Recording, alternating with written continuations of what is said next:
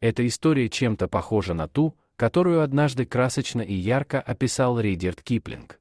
Только на сей раз подобное произошло в нашем современном и цивилизованном мире, в каменных джунглях небольшого города, в одном из многоэтажных домов.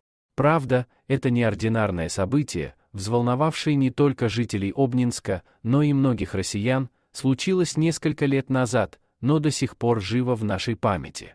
Представьте себе январский вечер, с его колючими морозами и легкой, но жгучей поземкой, жесткими снежинками, царапающих лицо. И быструю женскую тень, мелькнувшей в подъезде. Потом шаги по ступенькам лестницы, остановка. Через минуту в коробке с тряпками, где обычно спасалась от морозов бездомная кошка Машка, существо совсем без породы с простым происхождением, окажется сверток с двухмесячным младенцем. Поначалу малыш мирно посапывал, естественно, не понимая, кто его оторвал от материнской груди и куда его занесло в столь поздний час. Потом он заворочается, почувствовав холодок идущего из подъезда, издаст первый писк. Но никто его не услышит. И только беременная кошка Машка примчится ему на помощь. Повинуясь материнскому инстинкту, она в течение примерно 2 часов будет согревать младенца своим горячим теплом, нежно вылизывать ему щечки и как-то по-кошачьи успокаивать раскричавшегося ребенка. Наверное, можно было задаться вопросом, а болело ли сердце, если оно вообще было.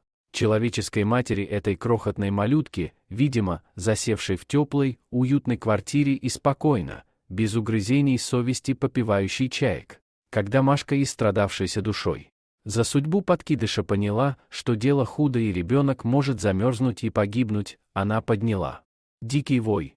Ее отчаянное мяуканье, смешанное с плачем ребенка, подняло на ноги соседей.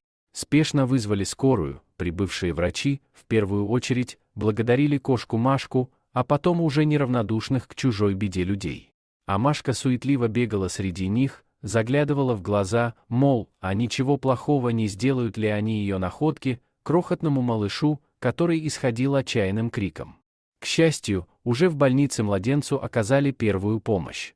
Впрочем, этого и не понадобилось, доброе материнское сердце кошки Машки, и тепло ее тела уберегли младенца от простуды. И когда машина скорой отъезжала от дома, Машка с тоской смотрела ей вслед, мол, оставьте подкидыша мне, я воспитаю его хорошим человеком, в отличие от той, которая бросила его на произвол судьбы. Спасибо за просмотр. Подписывайтесь на канал, где вы найдете еще много интересного. А также ставьте лайки и пишите комментарии, что думаете насчет этой истории.